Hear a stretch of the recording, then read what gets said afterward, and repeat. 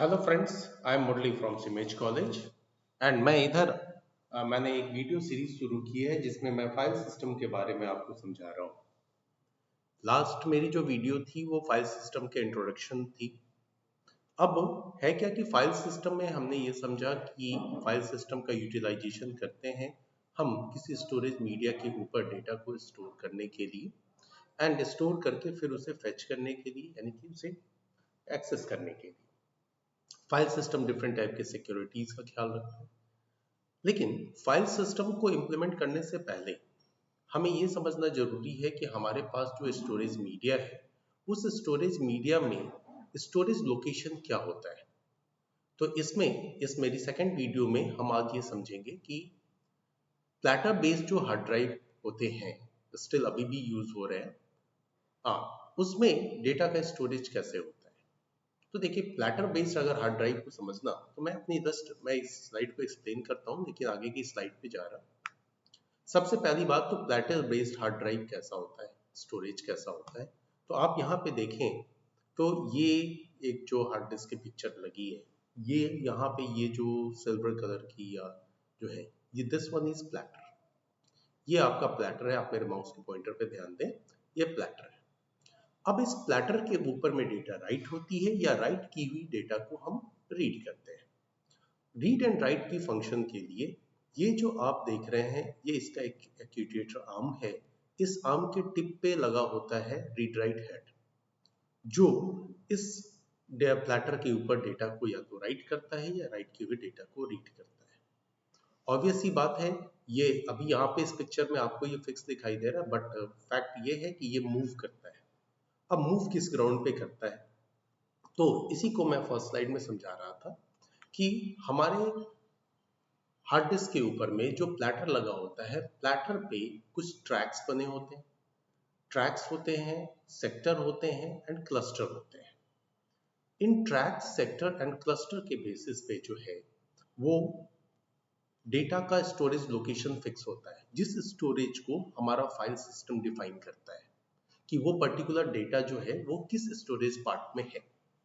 अब इस चीज को समझने के लिए हम आते हैं जरा सा इस पिक्चर पे। ये जो सेकंड पिक्चर है, इस सेकंड पिक्चर में आपको क्या दिखाई दे रहा है कि ये जस्ट एक कॉन्सेप्चुअल व्यू है, एक डायग्राम है, जिसमें आपको क्लियरली दिख रहा कि यहाँ पे छोटे छोटे सर्कल बने हुए हैं। प्लेग्राउंड में जैसे ट्रैक्स बने होते हैं दौड़ने के लिए, रनिंग करने के लिए, उस तरीके से यहाँ पे बने हुए हैं।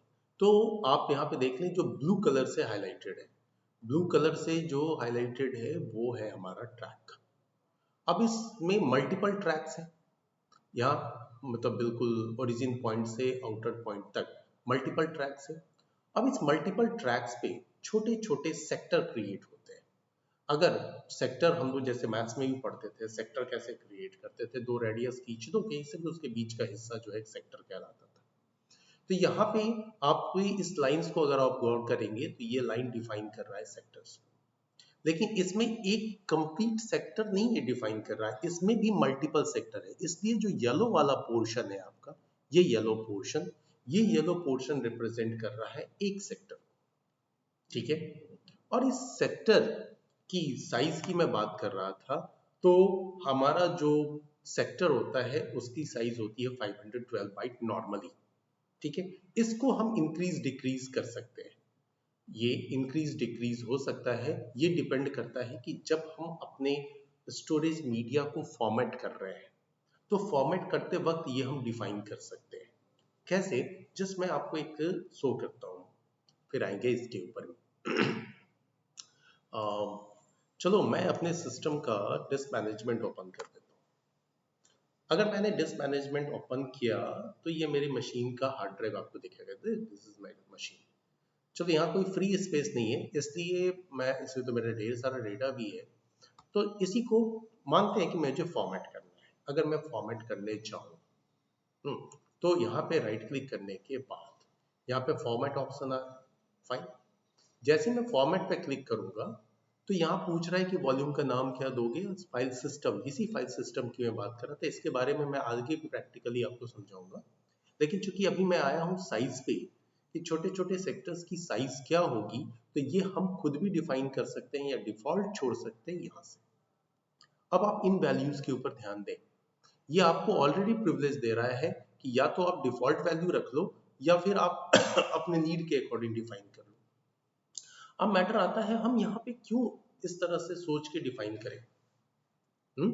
ये फाइल सिस्टम को मैनेज करना, फाइल सिस्टम कर लेगा, फाइन कर लेगा, लेकिन कई बार क्या होता है हम जो डेटा स्टोर कर रहे हैं वो बहुत बड़े बड़े साइज की डेटा है, कोई छोटी फाइल नहीं है, बड़ी फाइल्स है।